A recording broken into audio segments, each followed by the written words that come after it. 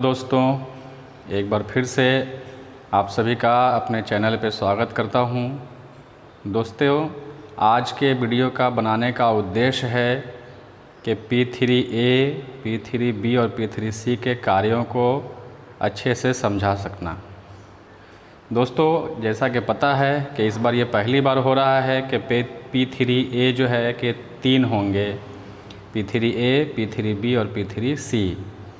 इसी को लेकर बहुत सारे मतदान कर्मियों के दिमाग में कन्फ्यूज़न है, जिसकी वजह से उन कन्फ्यूज़न को दूर करने के लिए हमने ये वीडियो बनाया है। बहुत सारे लोग पूछ रहे हैं कि कुछ कन्फ्यूज़न है उनके दिमाग में जो चल रहा है, जो हमसे पूछ रहे हैं, तो मैंने सोचा कि उसको दूर करने के लिए एक वीडियो ही बना दिया जाए। तो आइए समझते हैं तीनों के बारे में अलग अलग से क्या क्या कर्तव्य हैं। तो शुरुआत करते हैं P3A से। देखिए, P3A का जो स्थान होगा वो P2 के बगल में होगा। इनका काम होगा P3A का कि सबसे पहले वोटर के बाएं हाथ के तर्जनी में लगे अमिट स्याही को चेक करना।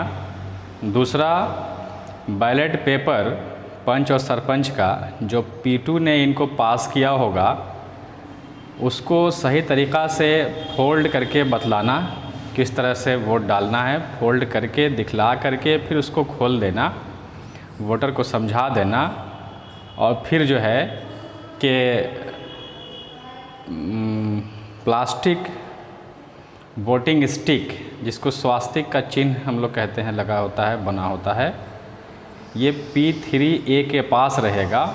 ये उसको दे देना वोट डालने के लिए, उसको आगे जो है कि P3B के पास भेज देना।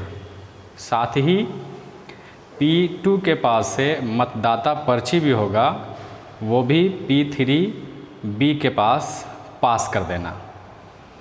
ये P3A का काम था जो आपने समझा।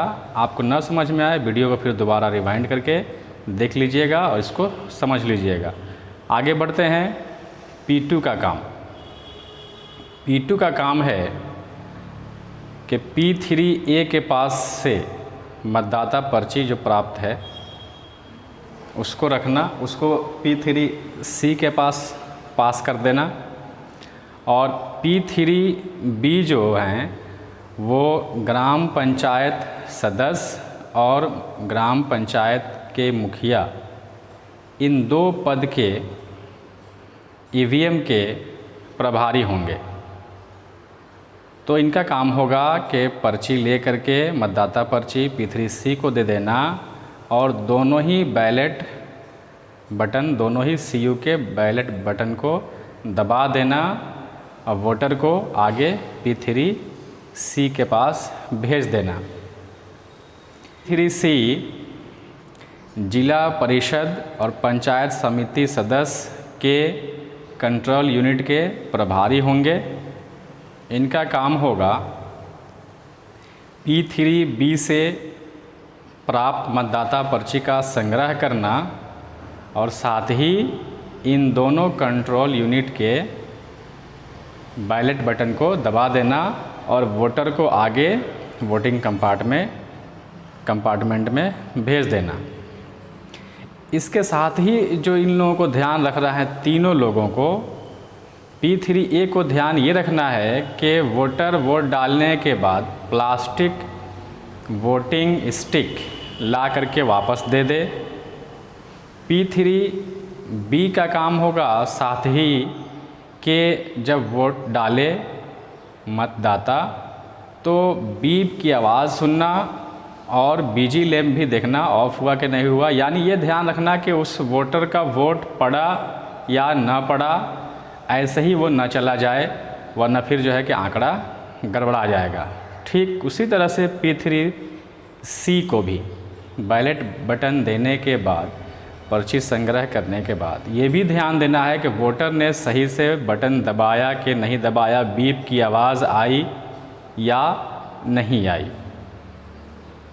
तो ये तीनों आदमी के अलग अलग काम हैं। मेरे ख्याल से आप लोगों को सारी बातें समझ में आ गई होंगी। न समझ में आए तो आप वीडियो को फिर से रिवाइंड करके देखें ताकि आपका कन्फ्यूज़न दूर हो जाए।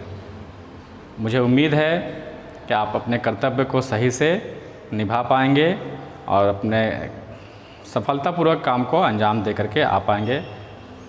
धन्यवाद।